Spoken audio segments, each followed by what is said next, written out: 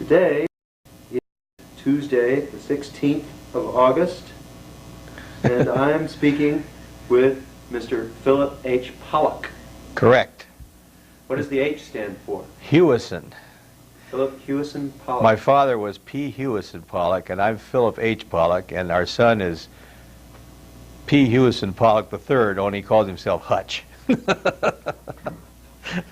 Mr. Hewison Pollock, would you share with me a little of your experiences of the World War II era? All right. You already know that I was a college boy after I graduated from high school in 41, 42, and then it was obvious I was going to get drafted. I was from a little town in western Montana, Bozeman, where Montana State University is now. And so in 42, the summer of 42, I just had some odd jobs at the college and worked in gas station stuff, and I finally got drafted in early 43. And I was sent, being a kid from western Montana, I was sent to New Orleans for basic training in a camp they had carved out of the swamp on the west side of the river. It was really jungle. And that summer, the Army said that they were looking for guys who had at least 1 year of college to go into the ASTP program, Army Specialized Training Program. And I applied for it and was accepted. And I got out of this outfit I was in. It was a railway shop battalion, an old National Guard outfit. It was in the Transportation Corps.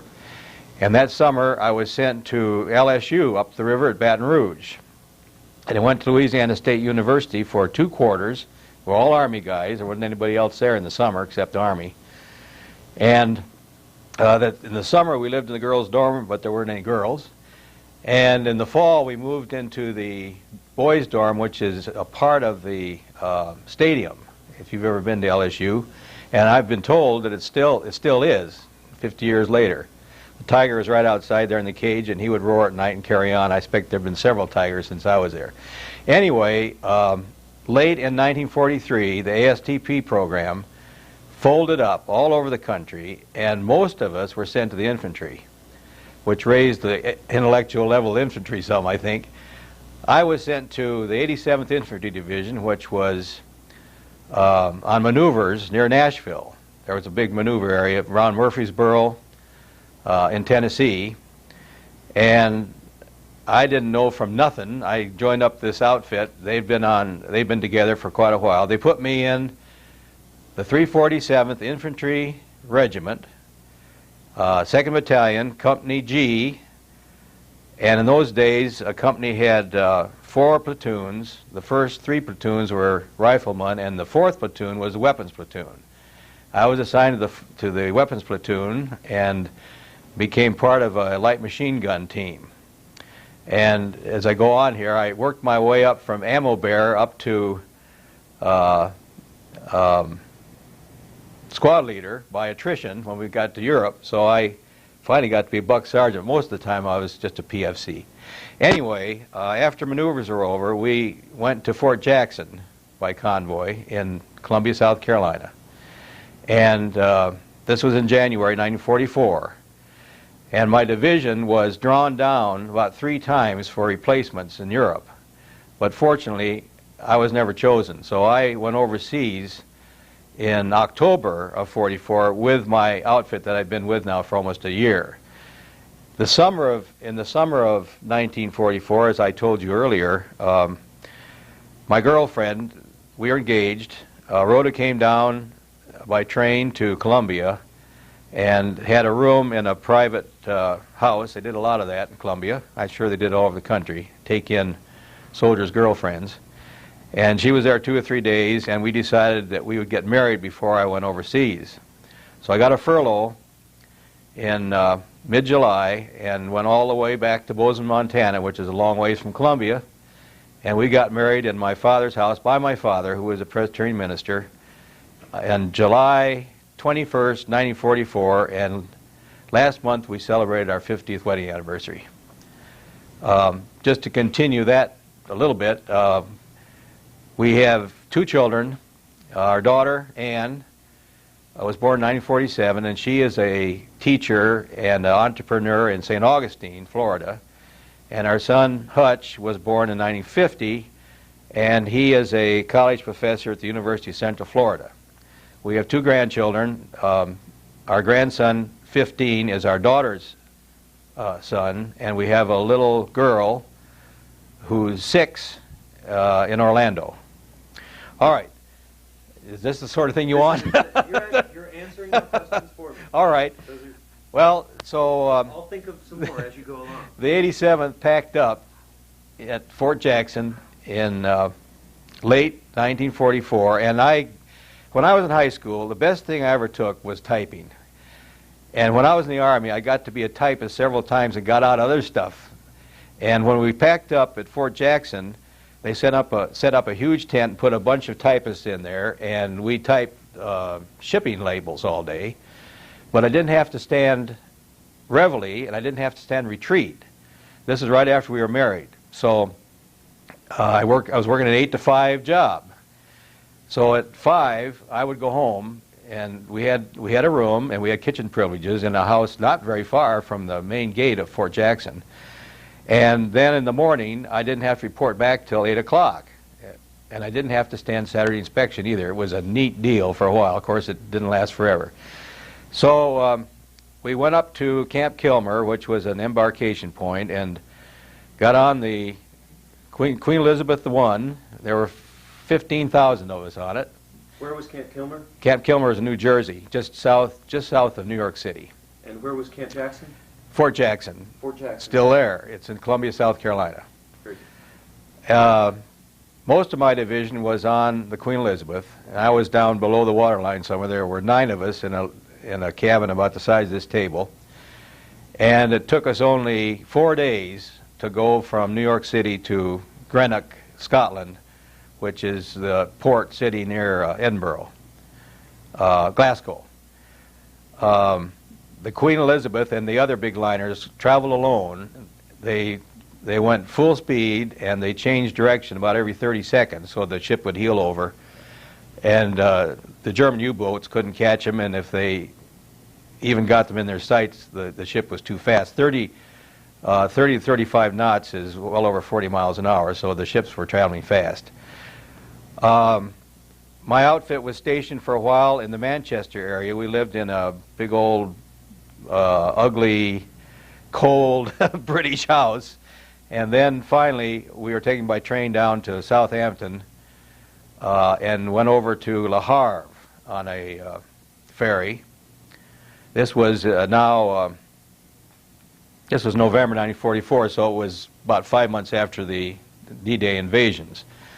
And ultimately, we made our way to our combat assignment, which was near Metz in France. My division became a part of the Third Army, so General, I can't say his name. Well, the famous Third Army general will come to me in a minute. Patton, thank you. He was our boss.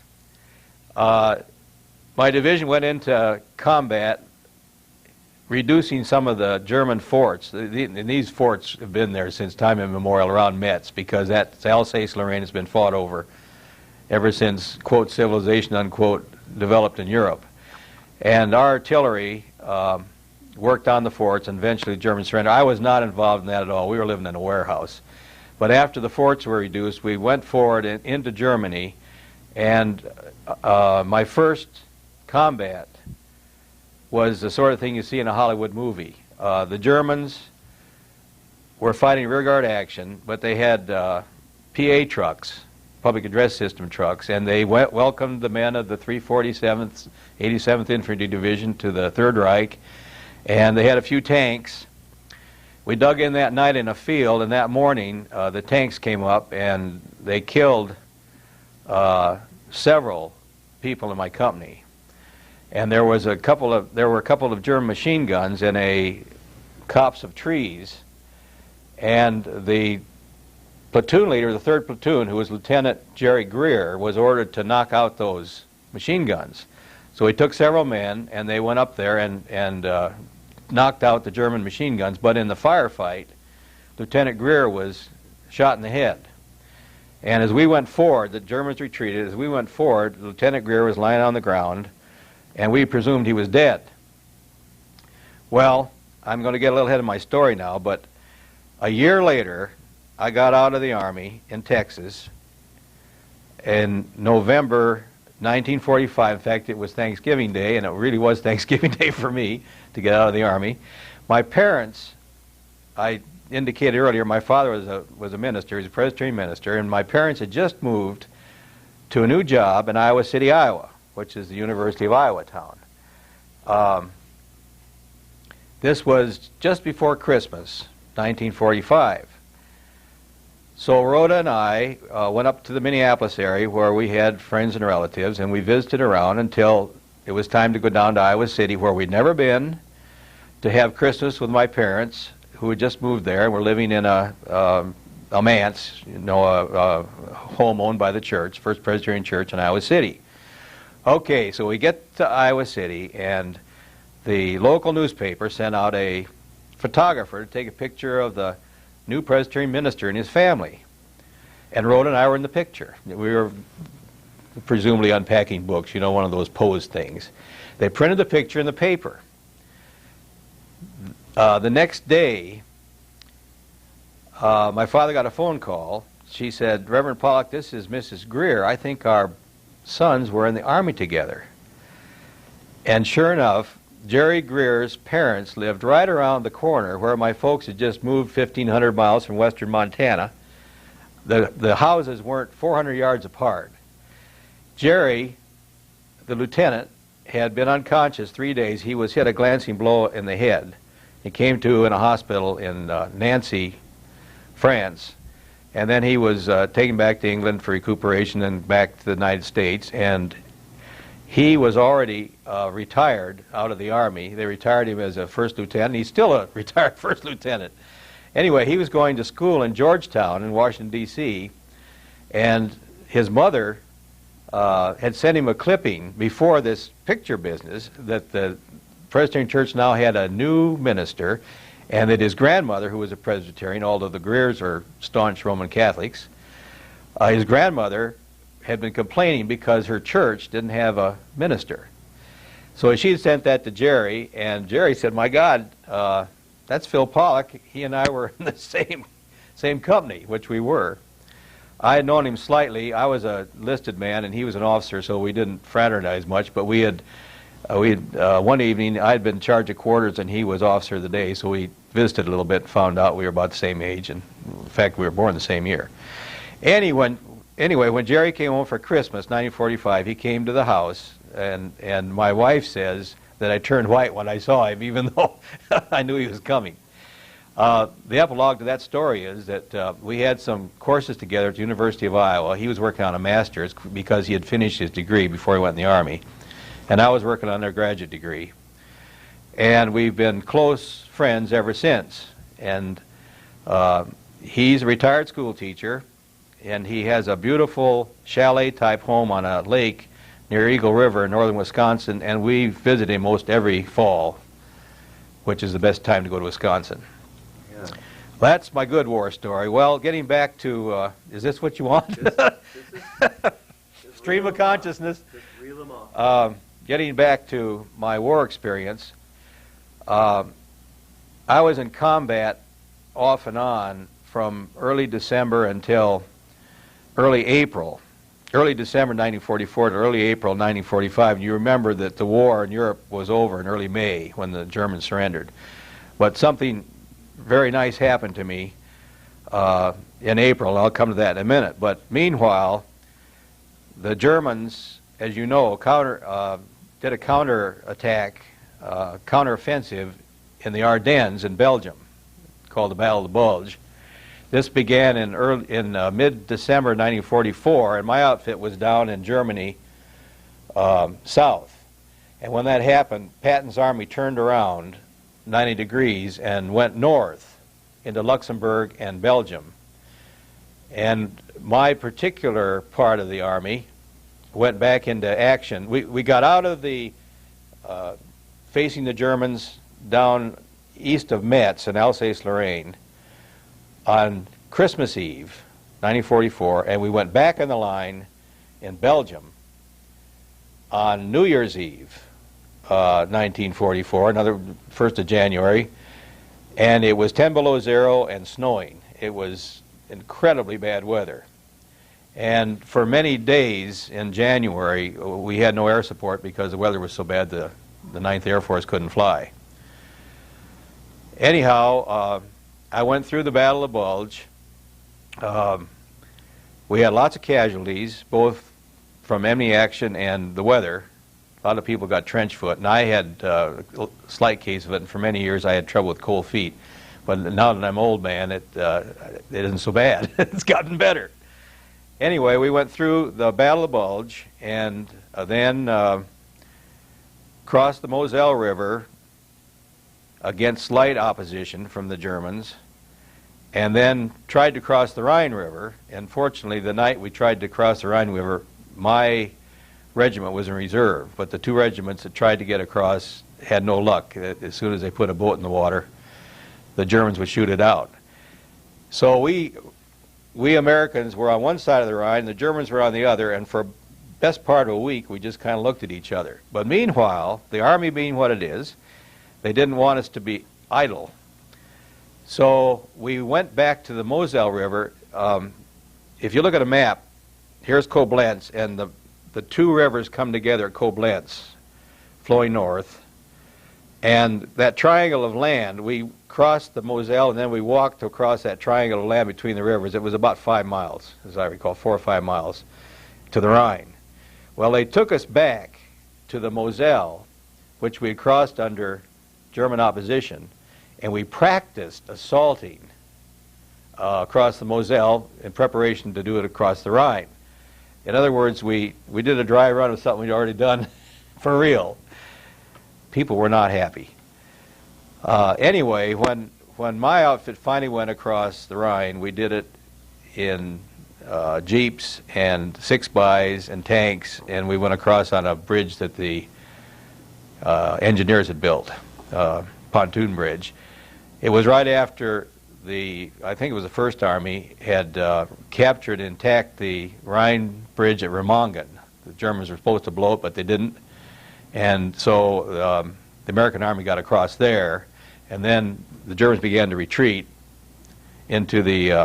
I forgot to say, after the Bulge, we spent several days going through the Maginot and Siegfried lines, which the French and the Germans had built, these enormous fortifications. The Germans were retreating, but they knew where we were, and we would spend the night in these pillboxes. And I can remember one night they were shelling us with very heavy artillery, and the dust would just come down. They were absolutely secure from artillery fire. I keep saying anyway, you've got to quit doing that. So we got across the Rhine, and now the Germans were basically in full retreat. We got to a town called Limburg, which was a railroad center, and it had just been bombed into obliteration. The rail yards were just a mess. In fact, most textbooks about World War II show the rail yards at Limburg because they were so dramatically wiped out. When we got there to Limburg, it was just before Easter Sunday in early April 1945, and Patton said that every rifle company in the Third Army could send one guy home on a 45-day R&R, and the decision was made by the non-coms and the officers. And I got it in my company, Company G. I think they probably wanted to get rid of me, but anyway, I got it. So on Easter Sunday, 1945, I turned around and headed west by truck and by train back to Le Havre, where I'd come in and spent about a week in a Napoleonic fort with interesting latrine facilities, just a hole in the floor, and a brand new American Navy transport came in to the harbor. And by the way, Le Havre was bombed flat too, for several blocks back from the waterfront. This ship came in, and we got on the ship, and as we filed down to get on this troop ship, they came on the loudspeaker and said that President Roosevelt had just died in Warm Springs, Georgia. So it was that I started home on the day that he died. We went over to Southampton, picked up a load of wounded and going home veterans from the 8th Air Force, bomber crews, most of them, and then came to New York City in a convoy. Took us 2 weeks, come home. But this ship that I was on was making its maiden voyage. It was brand new, it was clean, it had a great library, and nobody had my name on a roster, even though I was a buck sergeant then. And so I spent the trip coming back to New York reading and drinking milk and eating eggs. Excuse me. When I got back to New York, they quickly processed us in Camp Kilmer, put me on a Pullman, and sent me back to Salt Lake City, where I'd been inducted. And I was there about a day, and they quickly processed me and put me on I got on a train and headed up into Montana. And we got to a division point. I called my wife, of course, who was in Spokane. And when we got to a division point, I got off this one train and got on another, and she was on that train. And we rode into Bozeman together, and we had then 45 days together.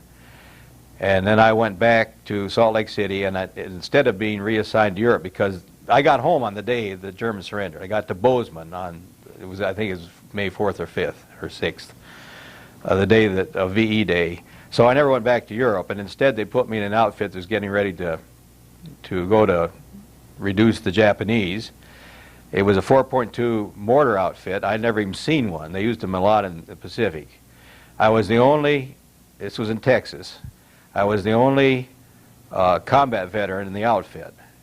So they made me a squad leader, and they sent me up to Edgewood Arsenal right outside of Washington to become familiar with this mortar. It's a great big, it's a light artillery piece. It's very effective.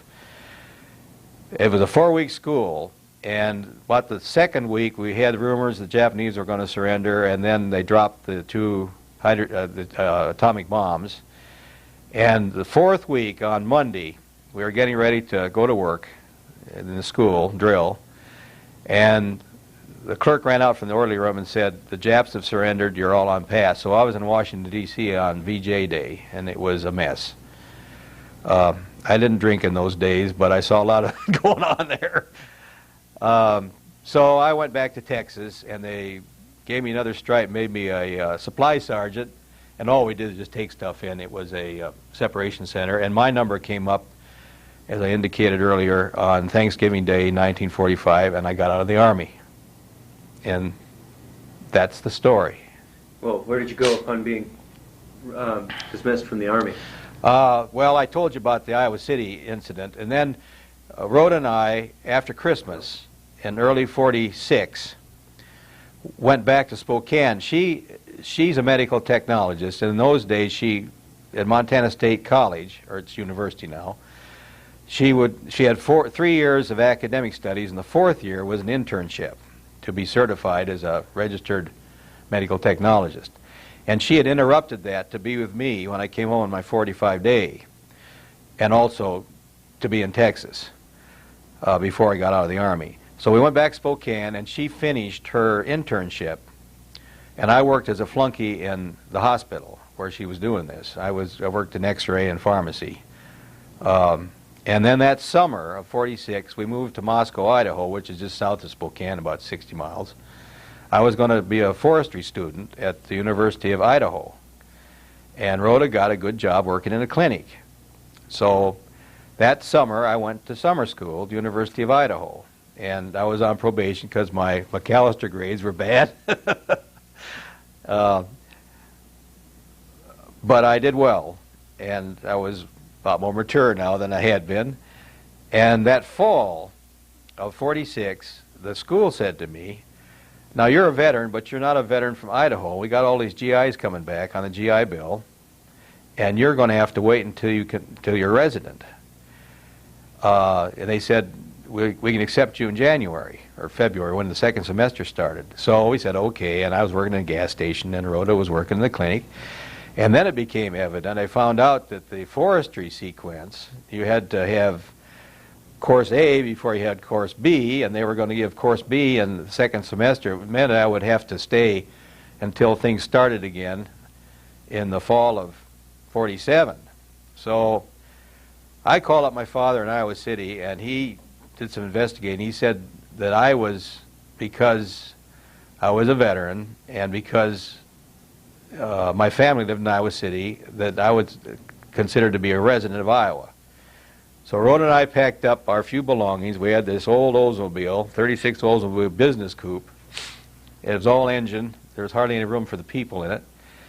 And in the worst snowstorm for years, we drove from Washington State, well, Idaho really, back to Iowa City. And I entered the University of Iowa the second semester in early February. And that was my job until 1950. I stayed, I got a BA in 49 and an MA in political science in 50. And Rhoda, meanwhile, had 2 children. We had, both our kids were born at the University of Iowa Medical Center, and each one cost $25. Prenatal, the birth and everything, and postnatal care. It was a wonderful deal. So now that I have a buck or two put away, I like to send the University of Iowa a little money sometimes because they were so good to me. How long were you at the University of Iowa? Well, from early 47 until summer of 50. I just went continuously, 47, 48, 49, 50. I went summer school. I went year-round for 4 years. And what were you studying? What was Political science. Mm-hmm. And then after that, I wanted to be a public school teacher, and my first job was in Newton, Iowa, which is the Maytag washing machine town near Des Moines, and I taught there in junior high school for 3 years, and we wanted to go back to Montana, we thought, so I got a job in central Montana in Lewistown in Fergus County High School, and we moved there in the summer of 53, and I went to Montana State College that summer to learn how to be a driver education instructor, because that went with the job. So I taught driver ed and history and social studies and political science and all that stuff very happily, but they had a post-McCarthy mess in Lewistown, which polarized the town. Lewistown, Montana? Lewistown, Montana. There was a group of people in town that accused the high school teachers, the old high school teachers, of being a bunch of communists. It was, you remember McCarthy from Wisconsin, who said there was communists everywhere in our government, including Dwight Eisenhower and General Marshall. And communist sympathizers. And communists, yeah.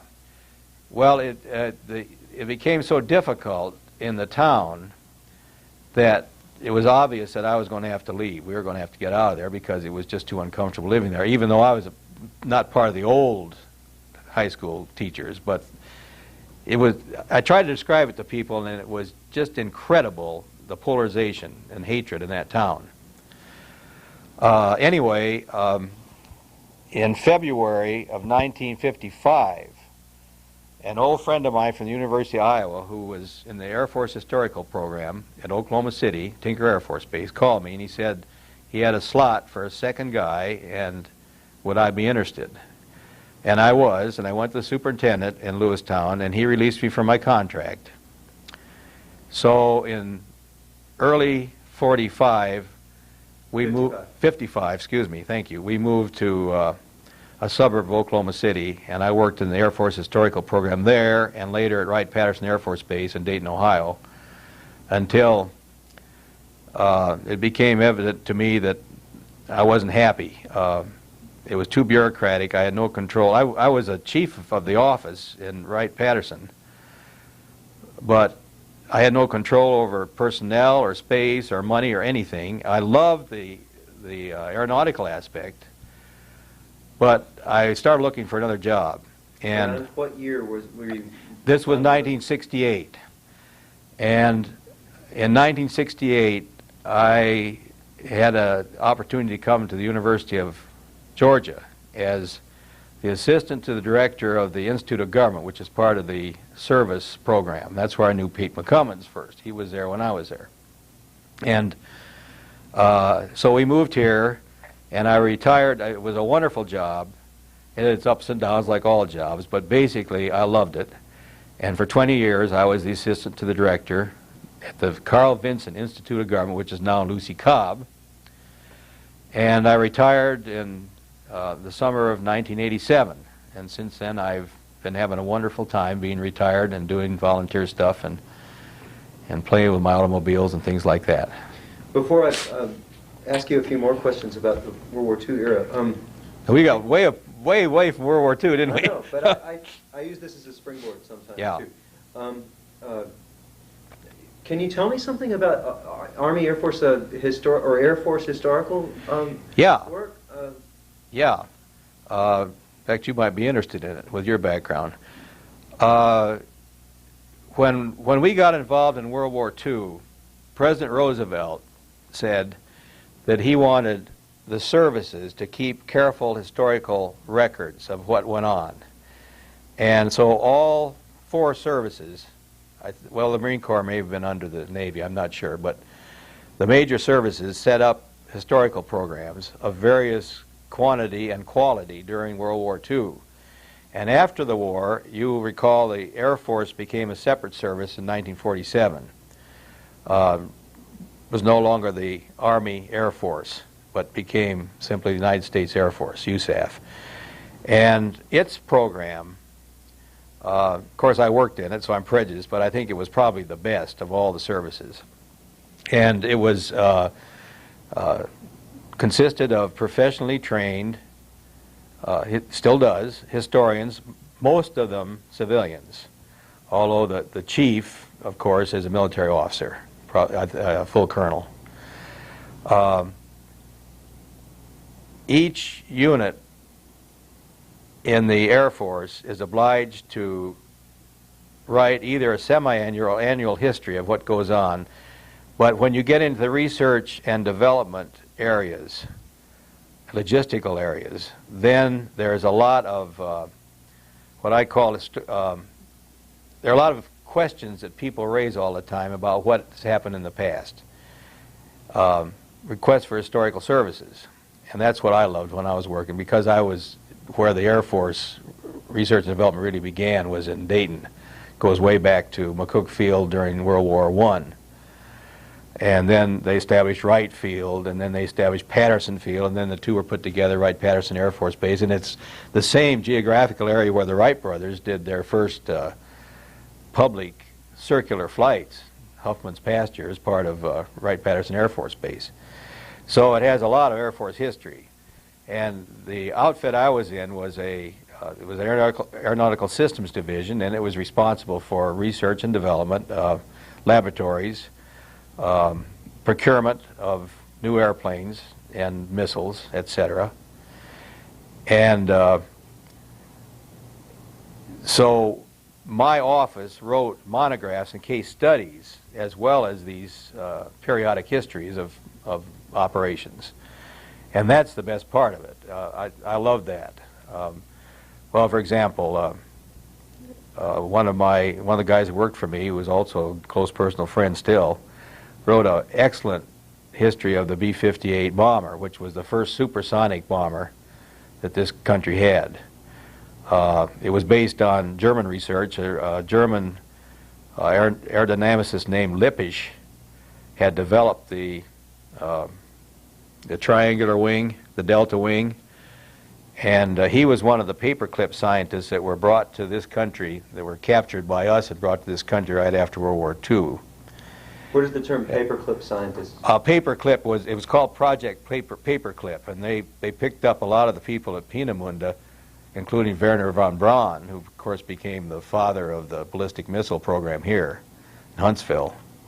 And they also picked up a lot of aerodynamicists, famous German scientists that came over here, worked at Wright-Patterson and at Huntsville and other places, and helped to develop some of our first and second generation jet aircraft and so forth. And where was I? Well, you... Oh, the Air Force Historical. Yeah. I also wanted to ask, because those years, I'm glad you mentioned the rocket scientists, because there's been a lot of anniversaries of the space program, and those were obviously fertile years. I mean... Yeah. Well, the German team with von Braun at their head was very, very important. And well, they took, you know, the V-2 rockets that they developed and actually used World War II formed the basis for U.S. ballistic missile program, liquid fueled rockets, and the Jupiter series and the Titan series. And I don't know very much about rocketry, but they were all based really on work that our scientist, Dr. Robert Goddard, did, but that the Germans really picked up on. Our country never took him seriously, unfortunately. But the Germans followed his research with great care, and a lot of his research went into their first-generation ballistic missiles, the V-2, which were actually used in number against Belgium and France and Great Britain. I just heard them compared to the Scud missile. Yeah, about the same size too. The V-1 that you hear about was a German pilotless plane with ramjet engine, and I can remember seeing them go over at night. They sound like a John Deere tractor because it was pulse jet. Boom, boom, boom, boom, boom, boom, boom, boom, boom. You could see the explosions behind the aircraft, and they were programmed. They shot a lot of them against Antwerp and a lot of them against London. It was a it was a dumb missile. It didn't have any sense. It would go so long, they would set the number of minutes for it to run, and then the engine would be cut off, and the thing would dive into the ground, and it carried about a one-ton warhead. I don't think it was that big, maybe 1,000-pound. But they were dangerous and effective because they were very random. They weren't really guided. Did you have an opinion? Did the troops have an opinion one way or the other of commanders like General Patton? Yeah, people often ask me about that. I never saw him. The day I left, the day before I left Limburg to come home, I had a case of flu, and that day he flew into the airport there, and our guys we were just loafing around town. We were just not doing anything, and so they were told off to go out to the airfield and help unload bombers that were carrying in gasoline, because the Army was outrunning its gas supplies. They were flying B-24s and B-17s in with gas, and Patton had showed up to watch this operation. So the other men in my company saw him, but I never did. I think we were afraid of him in the sense that he demanded that everybody wear their helmet all the time. Of course, he didn't need to tell frontline infantry troops to wear their helmet. And when you were in a rear area, which seldom happened, you were supposed to clean up as much as you could, look like a soldier. I think my general impression was that we had great respect for him. And our own generals of our own division, we had a major general, 2-star, was a division commander, and his deputy was a 1-star. And when I got ready to come home, they called together all of the guys in the division that had received this 45-day business to go back to the States. And General, I think his name was Cullen, General Cullen gave us a big pep talk about what they were going to do to the Germans while we were gone. It was kind of interesting. It's the first time I'd ever seen a general up close. But the major thing that I always tell people when they ask, a frontline infantry guy, especially during the Battle of the Bulge, you couldn't see anything, you couldn't hear anything except gunfire. You never know what's going on except in the immediate area. Nothing makes any sense. And let me give you one illustration of that. This is also one of my better long-winded stories. We were on a hill in Belgium overlooking a crossroads, and the Ardennes, where the Bulge was fought, is very much like North Georgia. The roads follow the streams. It's very hilly, timbered, rocky country. And so armies fight over the crossroads. Well, like Bastogne, of course, is the most famous one because the Germans tried to capture the crossroads at Bastogne, and the Americans held out until they were reinforced. So the Germans never did get Bastogne. I went through Bastogne after the battle was over on a Jeep, so I saw it, but I wasn't there during the fighting. Anyway, we were in foxholes overlooking this little river and this small town. And there was a bridge over the river, and then the road ran on east toward Germany, and the Germans were holding this town. Well, they were beginning to retreat, but they had a couple of tanks, and they had a lot of mortars, machine guns. And that day, the weather cleared, and the 9th Air Force came in with P-47s. That's a big, heavy, radial engine fighter bomber. And they knocked out one of the tanks. They came over our hill and attacked the tanks, which were across the river beside this little town. Meanwhile, some of our guys had gotten into this town, and one of the German tanks stuck its 88 through a window of where these guys were and killed them all. It was Jerry Greer's platoon, the 3rd platoon, and about 5 or 6 men were killed. That night, and it's bitter weather, snow on the ground, but now it's cleared. So it was good and cold. About midnight, the order came that we were going to cross that bridge, what was left of it. It had a wrecked Jeep sitting on it, and for 3 days its horn had been blowing until the battery finally ran down. I can hear it now. We crossed at night, and we were going to occupy this town. The Germans had retreated, for the night anyway. And we went through the little town, and we got in the foxholes that the Germans had occupied during the day. And we were in there for several hours, and about 4 o'clock in the morning, the order came, we're going to retreat. We got out of the foxholes, we walked back across this ruined bridge, and we walked back to the nearest town, and everybody went inside, built up fires, and went to sleep. The Germans were doing the same thing on their side. Next morning, we got up and went back to our foxholes on the hill, and the Germans had come back in, and they were occupying the same foxholes that we'd been in earlier. So everything was back to square one. But now we knew where they were, and during the day we forced them out and advanced on into toward Germany, toward the Rhine. Anything else? Yeah, I'll try to think of a few more. Do you remember, were you perhaps in college at the time of December 7th, 41? Do you remember? Yeah, I was at McAllister, where you went a year. I was... For the record, 40 years after you... 40 years after, yeah. Lasted a year in the same way. I was a freshman. My grandmother and 2 of my aunts lived in Minneapolis. So the drill was that usually on Sunday I would get on a streetcar, the Selby Lake streetcar, and I'd go over to Minneapolis and change to the Fremont or whatever it was, and they lived in northern Minneapolis, and I would go out there and have dinner with my family. A change from dormitory food, which was okay.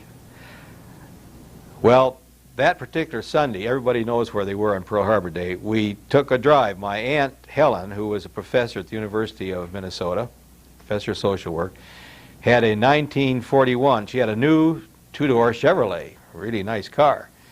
And we were driving around the Twin Cities, just taking a Sunday ride, and then they were bringing me back to McAllister, so I didn't have to take a streetcar. And we were quite close to the campus when she had a radio. That was a little unusual. My family never had a radio in a car, but she had a radio, and we were listening to the radio, and they came on to say that the Japanese had attacked Pearl Harbor. And so I associate Pearl Harbor with that Sunday ride and also the fact that I was at McAllister College. And the next day, which of course was Monday, a lot of the guys who were freshmen like me who were not doing very well in school ran right down and signed up, volunteered for the Navy or the Army or the Army Air Forces. But my parents wouldn't permit that, so I had to wait till I was drafted. Can you recall for me, tell me a little bit about growing up. What section were you in? Montana at the time you grew up? Yeah, well, I was born in Illinois, in a suburb of Chicago, Joliet. I tell people my mother was serving time at the penitentiary there. Actually, my father was just finishing studies at the University of Chicago. He had gone to McCormick Theological Seminary, and then he had a fellowship at Columbia first in New York City, where I was started, and then at the University of Chicago. And he had a half-time job in a church in Joliet, and that's why I was born there. When I was just a few months old, we moved to a little town north of Fargo in North Dakota called Grafton. It's near Grand Forks.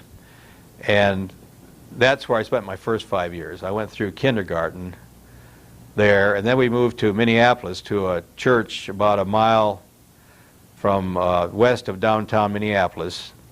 And of course it was this was in 1930, it was 1929. We spent the summer of 1929 in Switzerland.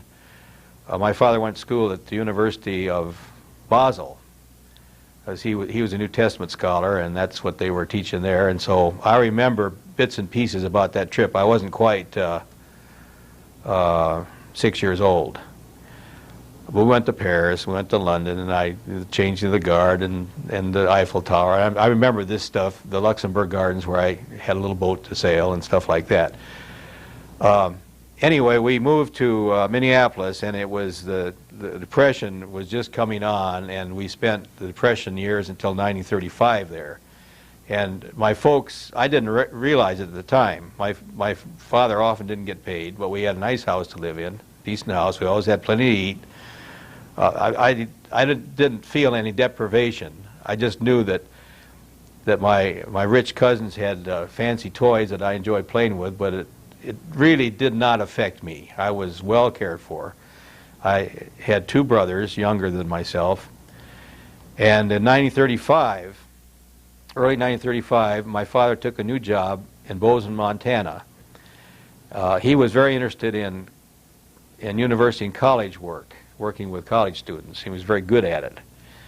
And so his job in Bozeman entailed working with Montana State College people, as well as being the pastor of the downtown Presbyterian Church. In those days, Bozeman was about 8,000 to 10,000 people, and the college had about 2,500. Bozeman now is pushing 30,000. Rhoda and I went back for our 50th high school reunion in 1991 and took our grandson with us, and that was fun. So I had my adolescent years. I was in the 6th grade when we moved to Bozeman, and that continued to be my home until the Iowa City episode. I really left home to go to college in '41. I never went back permanently after that, just for short times.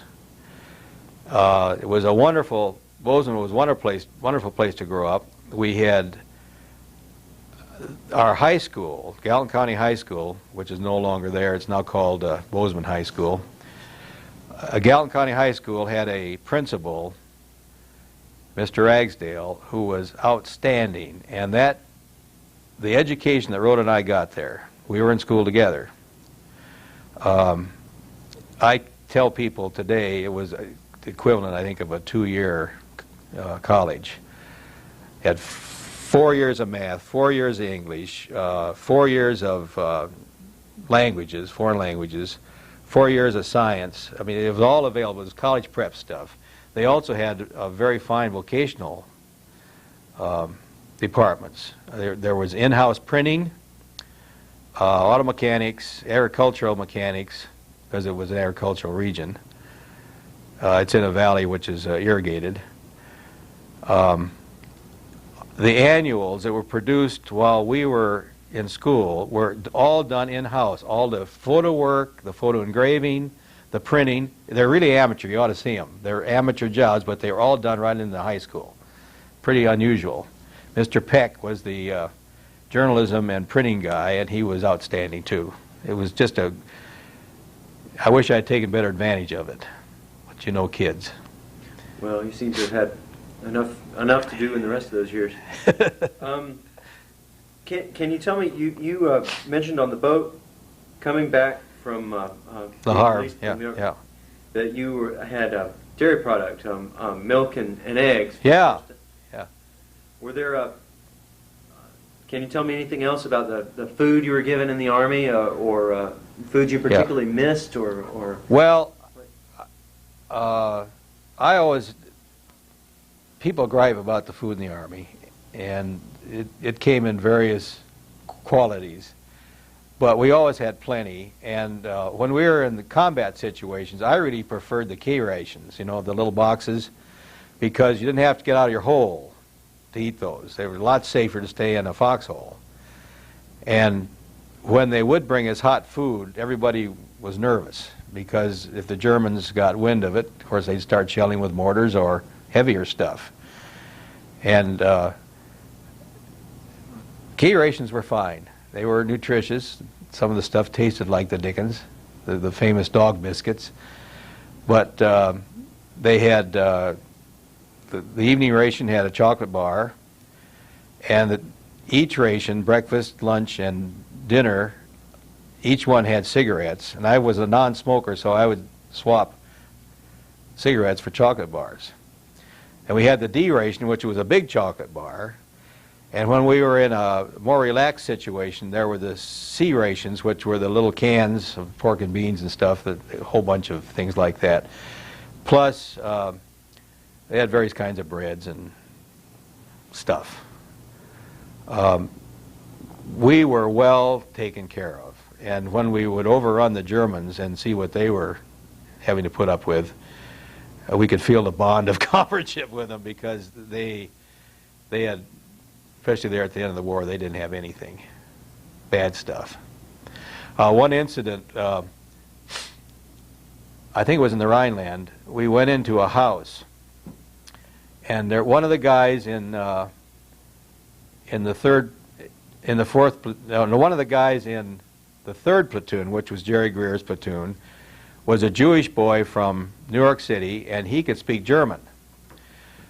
Well, we went into this house, and the guys in my outfit were all well behaved. We didn't have any problems. Oh, they got into wine once in a while, got a little drunk, but in a rear area. But we never mistreated the German civilians. Anyway, we went in this house, and this woman had a pot of lard in her kitchen. And the guys started looking at this, and she was afraid that they were going to take it away from her.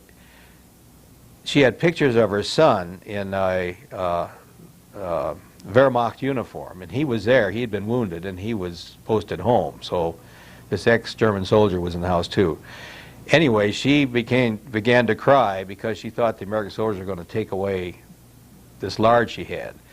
And our colleague, our comrade, nobody says comrade, this guy from New York who spoke German reassured her that nobody's going to mess with anything, because he could talk to her in German.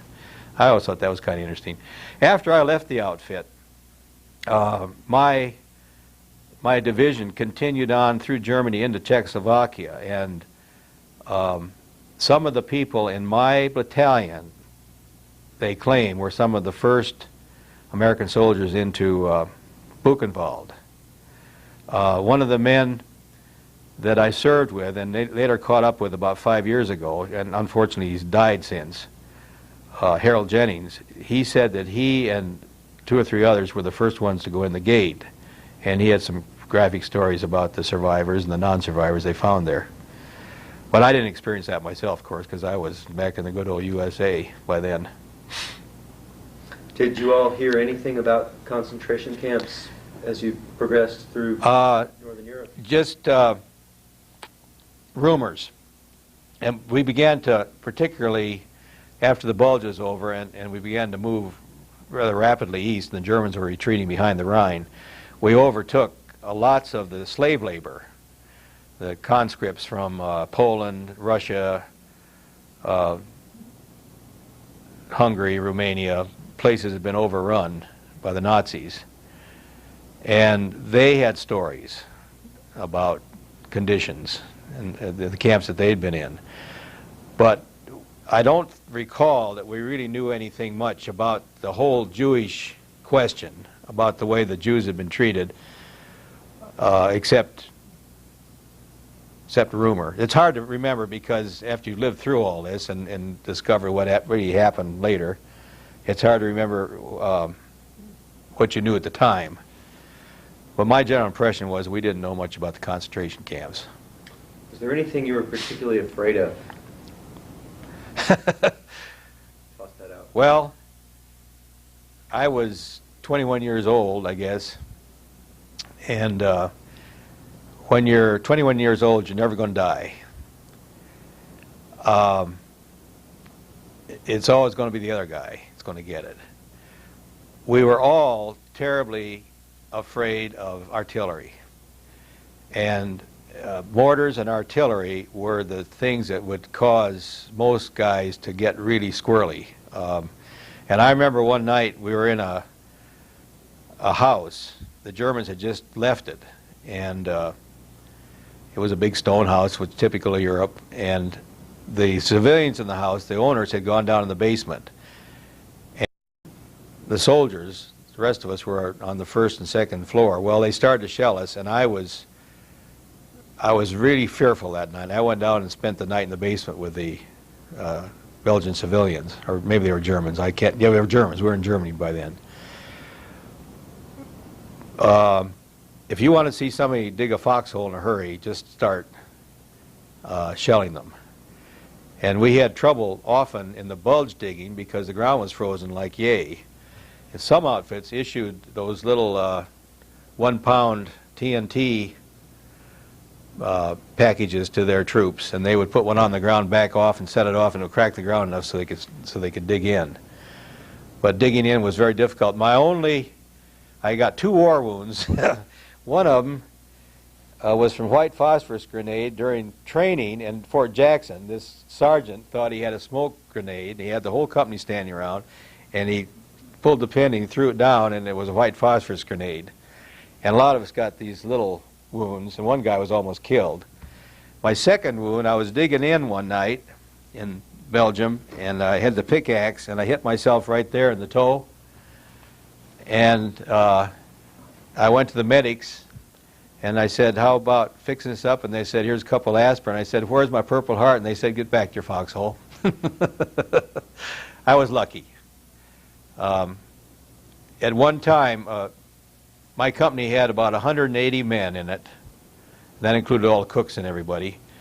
At one time, we were down to 27 effectives on the front line because of trench foot and casualties, wounds and deaths. And I never missed. I was fortunate. I was never hurt, and I was never sick until I had the flu there just before I came home. And I was able to do what I was supposed to do. And I suppose that's one reason they picked me, because I was one of the few that was lucky and more or less an effective soldier. I was a good soldier. I did what I was told. How about correspondence while you were in the service? Could you get letters back and forth? Were they censored? Yeah, our letters were censored. We got regular mail call. Of course, that, as you know, that's the highlight of anybody's day. And I wrote my wife V-mail. There was those little forms that you would write on it, and then they would censor it, then they would take a picture of it. It was reduced to 35 millimeter or something, flown back to the States, and then it was printed the full size again. And she kept those, and I've got a packet of them up in our attic with the instructions to destroy. They're dumb. There's nothing. You couldn't say anything about what you were doing because they would censor it. The officers would censor it. And I always felt awkward being too sweetsy, talking to my wife, with whom I was very much in love and still am. So the letters are really pap. I went through them one day and I said, oh, I can't believe I wrote this stuff. But at least we've got them. You got them. And of course, the one she wrote me, for the most part, I did not keep. I had a little leather album with our wedding pictures in it, and I carried it in this pocket, and it sits on my desk now, and it's 50 years old.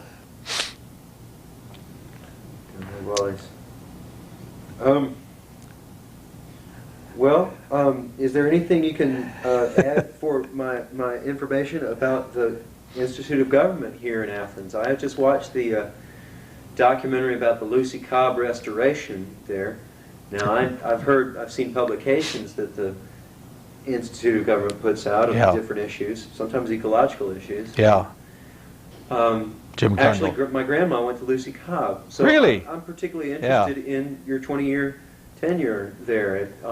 Is there anything you can tell me about those 20 years? I never was at Lucy Cobb because I had retired before they even started the restoration. But it must have taken years to fundraise and years it did. Certainly took years to restore. It did. The modern Institute of Government dates from right after World War, well, the early 50s. Dr. Morris W.H. Collins, Jr., Alphabet Collins, they sometimes call him, was the director. Dr. Collins was a local man. He went through high school here, although he had been raised in Mississippi. And he went through high school at Athens, and then after the war, he was an officer during the war. I think he was mustered out as a major. He came back here, and I think he got a master's here in political science and public administration. Then he went off to Harvard and got a PhD. And all this while, he was really running a one-man shop with a secretary as the Institute of Government. It was called the Institute of Law and Government. It was connected with the law school. And when the new law school building was built, about 1965, they had offices in there for the Institute of Government. Well, the story is that he and the law school dean didn't get along. And by the time I joined the Institute, most of the Institute was in terrible, not terrible, we call it Terrible Hall. Terrible Hall on the North Campus, which is now undergoing extensive renovation.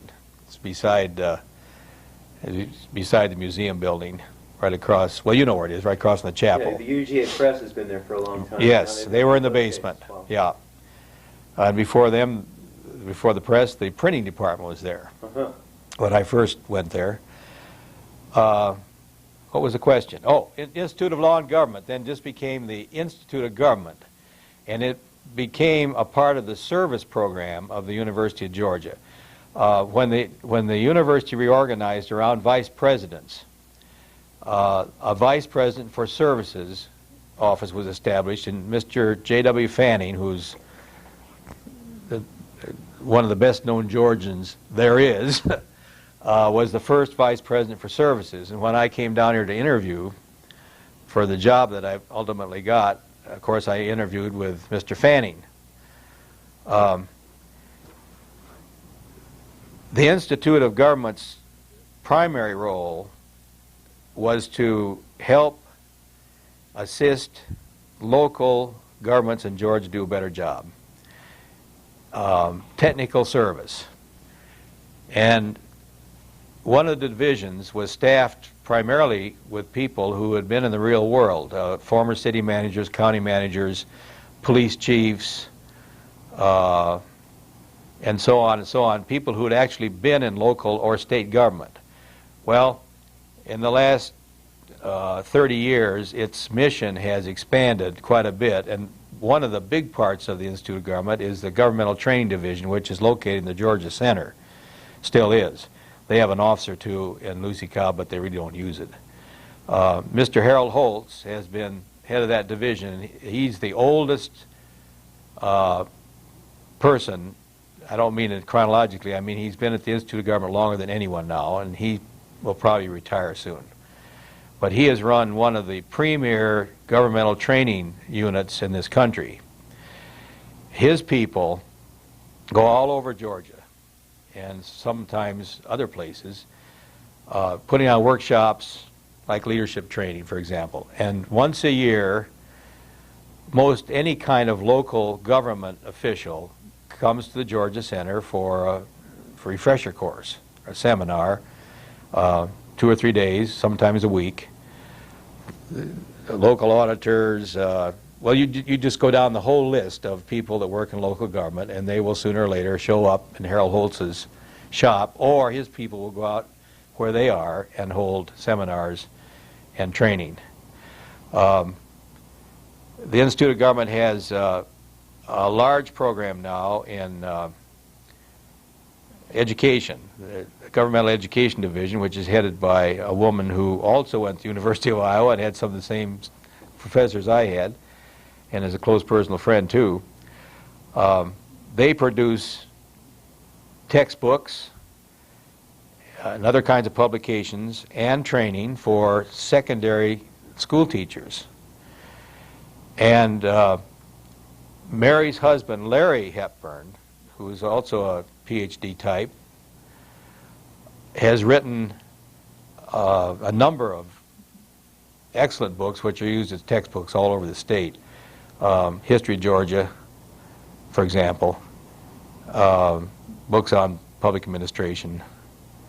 Well, you name it, and he's probably done it. So there is a large publications program. There's a publications division which is very active at the Institute of Government. Let's see. What did your duties include? Pardon me? What did your duties? Include during? I always call myself the inside guy. The director was busy being the outside guy and doing the overall setting policy. And I always tell people I opened up in the morning and swept out at night. I did personnel work, budget work. I was the ombudsman. I had Kleenex on my desk because people would come in and shut the door and complain about this, that, and the other. I was older than most of them. And I just did most anything that had to be done. Under Dr. Collins, I did a lot of correspondence for him because I have been a writer, and I've got some knack in that area. And then when Dr. Collins left, Delmer D. Dunn came in, and for 9 years was my boss. He's a professor of political science. Do you know Del? No, I wish I did. He, like his predecessor, is a remarkable man. Del is one of the finest people I've ever met. And he and I worked very well together. I just did all the nitpicking stuff he wanted me to do, and he was a marvelous manager and leader. And after Del went back to political science, after 9 years, we had a man who really started the Lucy Cobb thing, but he only lasted 13 months. There were some very unfortunate things that happened while he was there, and he was asked to leave. And after he left, Mel Hill came in. Mel had been at the Institute, and then he had been working for the legislature in Atlanta for several years, working on the new Constitution, because he's a lawyer. And he came back to the Institute, and he became the director. And he's another marvelous man. And he's still the director. So I worked for 3 men, plus Bob Crew, just for 13 months.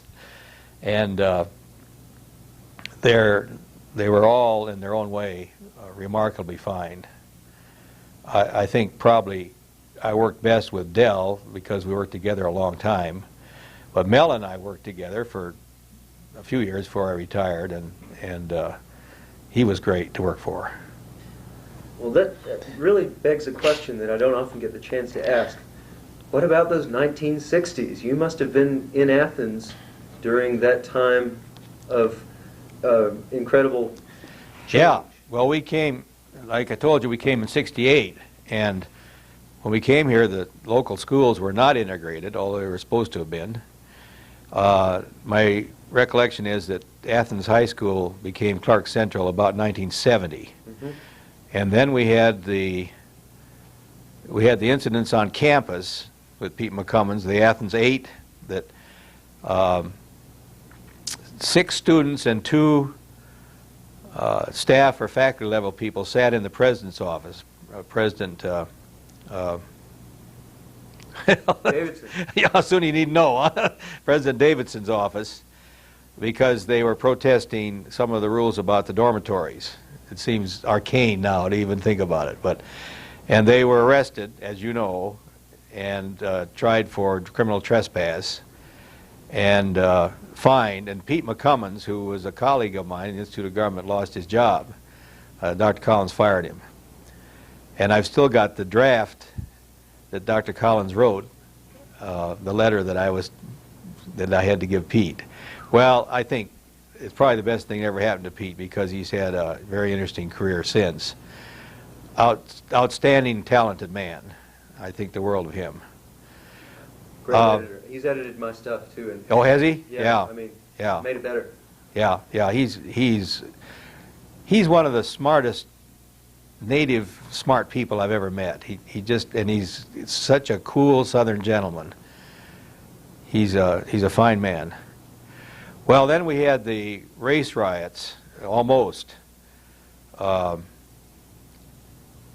There were some difficulties in the black community, and then of course the students got in on it. You remember? Well, I think it had. No, I wasn't sure. Well, I think it had to do. I don't really know about that. Right. It had to do, I guess, with protests about Vietnam, and Dean Tate defused the situation on campus. The students marched to President Davidson's house out there on Prince Avenue one night, and Dean Tate went along with them. And he addressed a group of them from Academic Building. You know, it has those porches. And he was everywhere and doing everything. And I'm told, I wasn't here, but I'm told that when the campus was integrated, the two black students that came in, and fortunately both of them have been outstanding citizens, successful citizens, that Dean Tate was most responsible for making sure that the thing didn't degenerate into a real riot. And of course one of your colleagues here is his son Jeff here at the library. And his other son, I've known for years, he's a professor of political science like his father was. He's at, last I heard he was at Georgia College. I haven't seen him for years. I used to see him once a year at the Georgia Political Science Association meetings. But of course since I retired I don't do that anymore. Well, actually, in a circular fashion, that brings me back to the World War II issues. Because we've been a long ways around. Hey, that's what oral history. I like to listen for as long as I have time for, and the tape hasn't run out. One question I don't often get a chance to ask is the question of race. Did you see colored soldiers?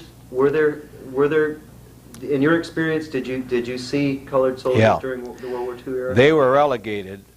They were not permitted in combat outfits. And, you know, they had their own Air Force unit, the famous Tuskegee pilots, who had a stellar record. But the only black troops I saw, and of course we call them color in those days, were in the Transportation Corps and in France. They were running the 8-ball, the Fireball?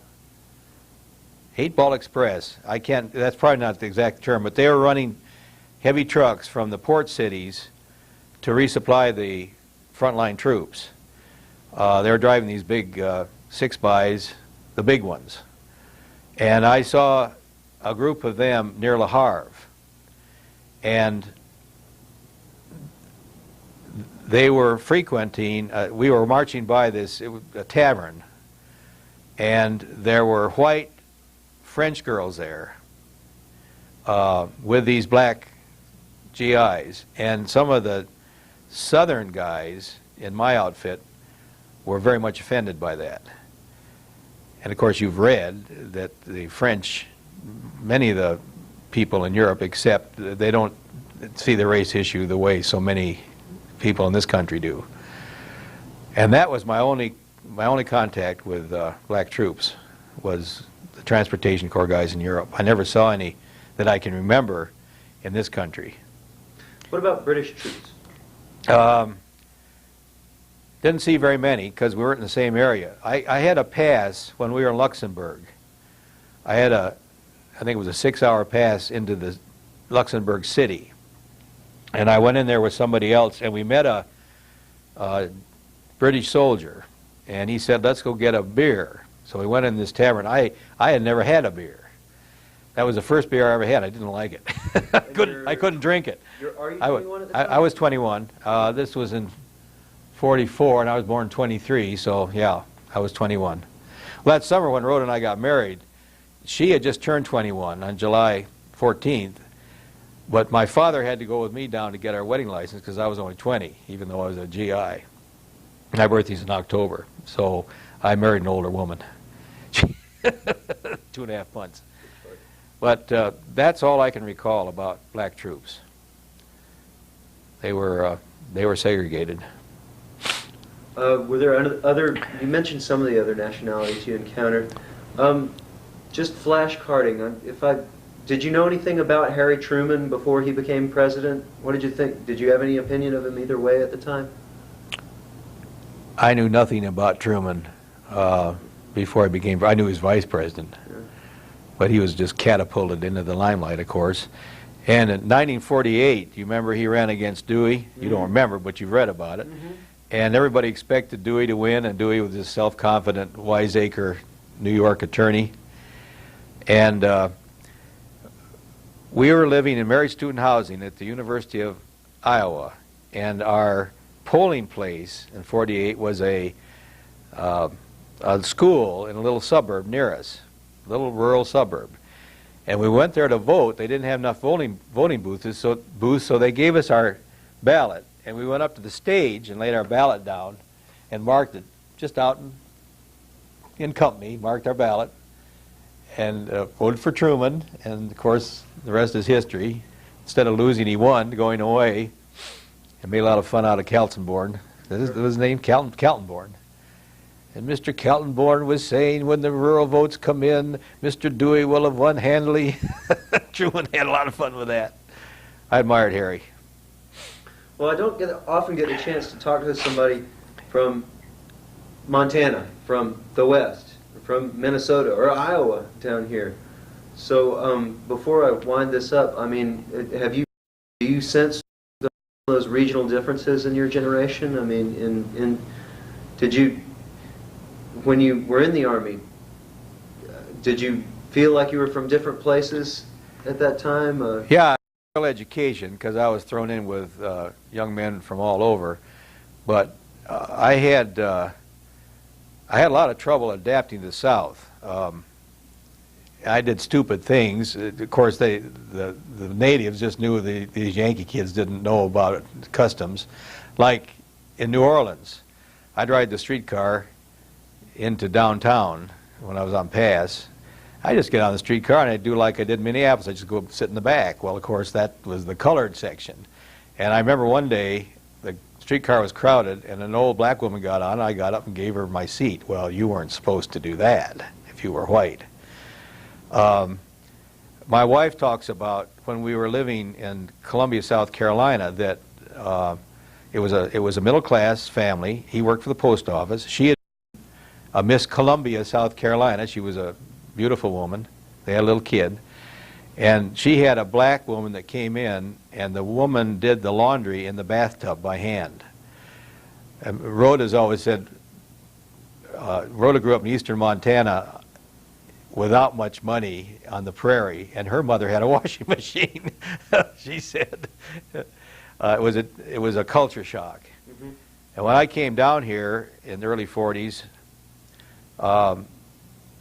there were still mule teams and black people picking cotton, just like you'd seen in the books, yeah. like the 19th century. So there have been big changes here, big changes. Well, I tend to ask a last question to wind up an interview. If you were speaking to people of a younger generation about the World War II era, how would you have them remember the era most? Was there something you would think was most important about those experiences? I've been reminded, because we've just gone through the 50th anniversary of D-Day, what a terrible, terrible, stupid way humans behave toward each other.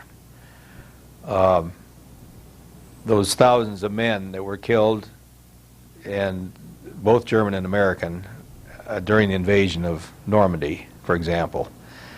It just doesn't make any sense that we can't make our affairs any better, which is an overall philosophical way of looking at it. But I think what I remember most about World War II that's lacking now is a solidarity of purpose.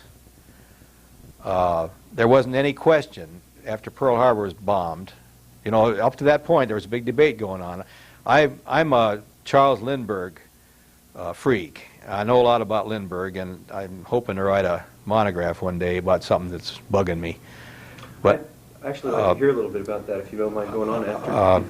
Go on. Anyway, he was active in the America First organization, and for that he's sometimes been pillaged. But I remember the debate was going on. Do we get involved in this war in Europe or don't we? Has England got a chance to win? But once Pearl Harbor was bombed, I'd say that 95% of American citizens knew that we had no choice but to jump in with both feet and try to win the war. I'm sure there were people who, well, my own family, my father and mother were, at least they were pacifists, didn't believe in war, and I guess I don't either, but there wasn't anything to do but to do it. And we haven't had that kind of solidarity, I don't feel that anyway, since the end of the war. And we went into the Eisenhower period where the country was prosperous by and large, and we were inward turning, and we were materialistic, and it was the suburbs and the automobiles and the televisions and all that kind of stuff. And then, of course, once we got involved, we had the Korea mess to go through, but once we got involved in Vietnam, then the whole thing turned on its head, and we're still having that debate. And I expect we'll have, like we have with our own Civil War, I don't think there's ever going to be an end to it. The Civil War is 150 years behind us, and we can't get over it. And I'm not sure, it's probably going to take about as long to get over the Vietnam episode.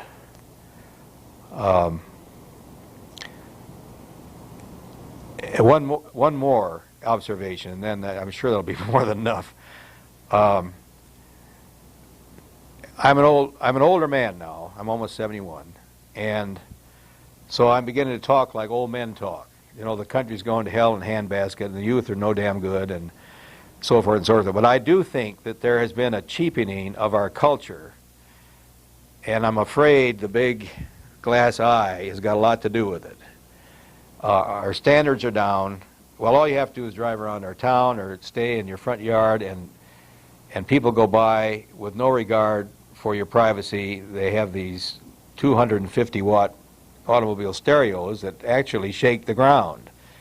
And I think that's just symbolic of the way so many people behave, and our crime problem is part of that too. We simply don't value our heritage, and we don't take advantage of our educational system the way we ought to.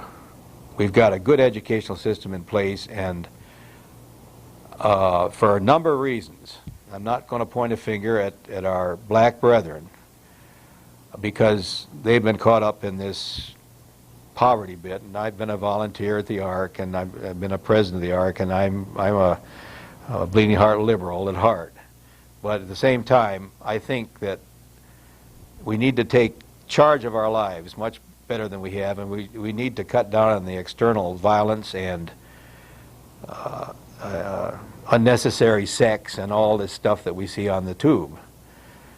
That got pretty rambling, didn't it?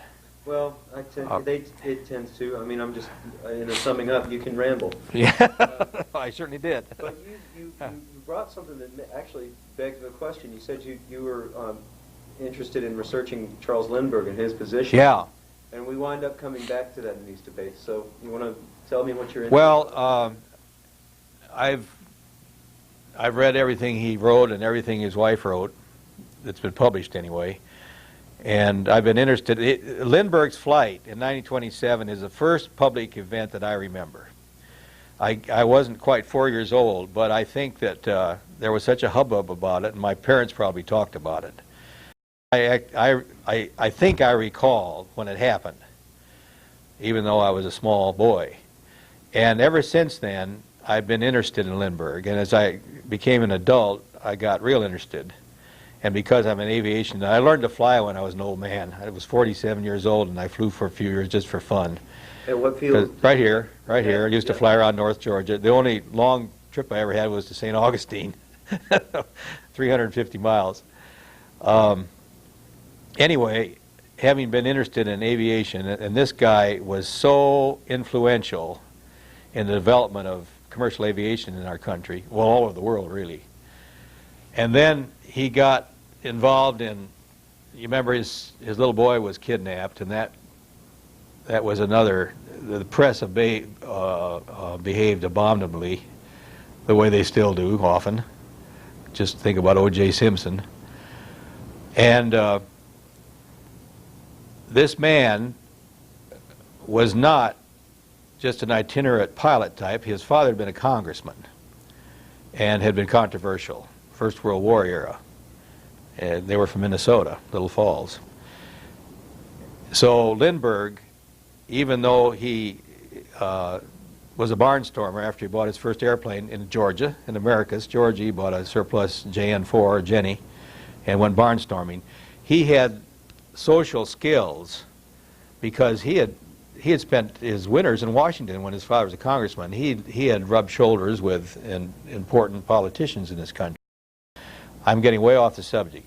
So anyway, he had very strong ideas about our role when the European War began.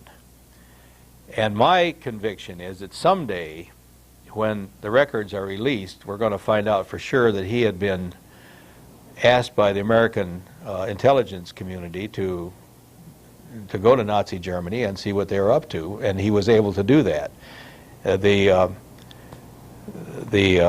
American, what do you call it, military attaché in Berlin, a Major Truman, another Truman, invited Lindbergh the first time to come and meet with the Luftwaffe chiefs, and they showed him a lot of stuff that nobody else had seen. And so he was convinced that France and England could never compete in the air with the Luftwaffe. It turns out he was right, almost. But yeah, so he was asked by America First and other conservative isolationist groups in this country to lend his name and influence to keeping the United States out of the European War. And in doing that, he made a speech in Des Moines just before Pearl Harbor, in which he appeared to criticize and threaten the Jewish population of this country. If you read it in context, I don't think it does, but if you take the paragraph out and look at it, it was very poor choice of words, and his wife was very upset about it. She knew what he's going to say before he said it, because he showed her the speech. Anyway, when that happened, here we go again. When that happened, Lindbergh's status as a hero, which was a little rocky at that point anyway, he just fell right off the pedestal and was unable to participate in the war as a commissioned officer. Roosevelt, he had resigned his commission, and then he asked to be reinstated, and the White House said no. So he spent the rest of the war, he worked for Henry Ford at Willow Run building B-24s, and then he went out to the Pacific and showed the fighter pilots out there flying the P-38s, you know, the twin-engine, twin-tailed airplane. He showed them how to increase its range by, I think it was an order of 40%. It was terrific. By the RPMs of the propeller, the RPMs of well, anyway, it's a technical thing that they weren't supposed to do according to their operating manual, but he showed them they could do it and get away with it without wrecking the engines. And that's how the Air Force, Army Air Force, shot down Yamamoto in his Betty bomber, because the Japanese had no idea. He was head of the Navy, of the Japanese Navy at the time. I think I'm right. And they had no idea that they would have any opposition from the American fighter forces. Anyway, Lindbergh flew a number of combat missions, which he shouldn't have done if he'd ever been captured and been shot, because he was out of uniform. He was a civilian. He's credited with shooting down one Japanese fighter. So he did that kind of thing during the war. And I'm way off the subject now, but what I'm trying to research, I'm trying to write an article that deals with the issues of his pro-Nazi, anti-Jewish bias. And my own feeling is that he was neither, but I'm trying to prove it just using secondary materials, really. I'm using all the stuff that everybody else has done already. Mm-hmm. There are a number of biographies and other sources. I got that many biographies of him and stuff he's written himself, of course. I used to drive by the site. He took off from one flight, in particular at St. Simon's. Oh, yeah? Yeah. When he did that tour around the country Something like after his flight to Paris. Uh-huh. Yeah. Well, is there anything you care to add? Oh, Anything at all? You've been very patient to listen and listen. No, I think that's fine. Well,